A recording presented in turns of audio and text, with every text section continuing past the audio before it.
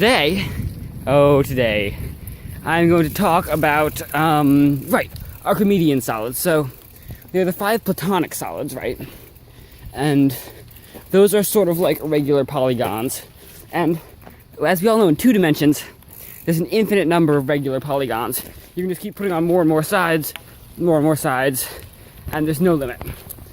But in 3 dimensions, you change things up a bit. Because in 2 dimensions, you have corners and you have edges. And the corners can be at any angle, and the edges can be any length. So a regular polygon means both of those things. All angles are the same angle, and all lengths are the same length. But in 3 dimensions, we got more stuff. In 3 dimensions, now we have corners, edges, and faces, but we can also do more stuff with them. In 3 dimensions, a corner, you can't really have angles at corners because there's a bunch of shapes at them.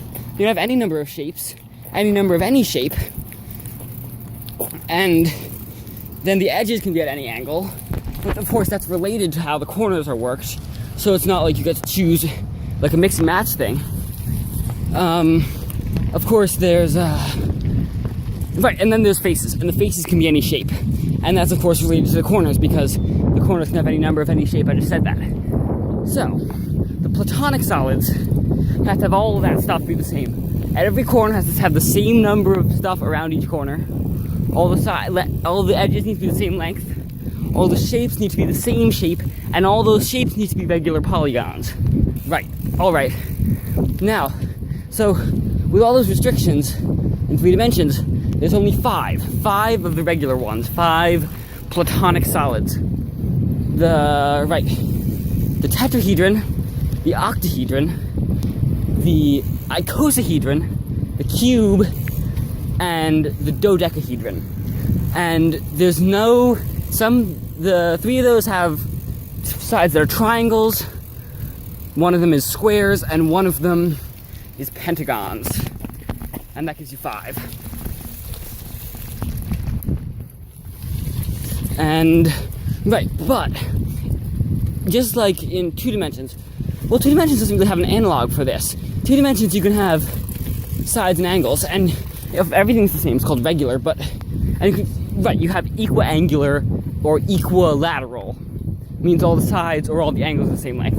So an Archimedean solid, named after Archimedes, just like platonic solids are named after Plato, Archimedean solids have all edges the same length and the same stuff around every corner, but the faces can be different. But the faces can be different from each other, but they all have to be regular polygons, and there still has to be the same composition around every corner.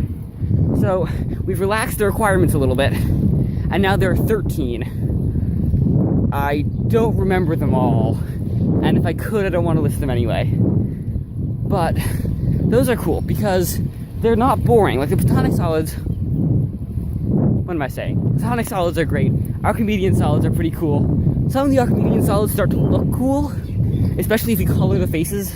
Like color each square face a color, and then color each triangle face a different color. And then some of them have like pentagons and decagons. You're never gonna get a decagon fooling around with no platonic solids. So, yep, that's my math video. Goodbye.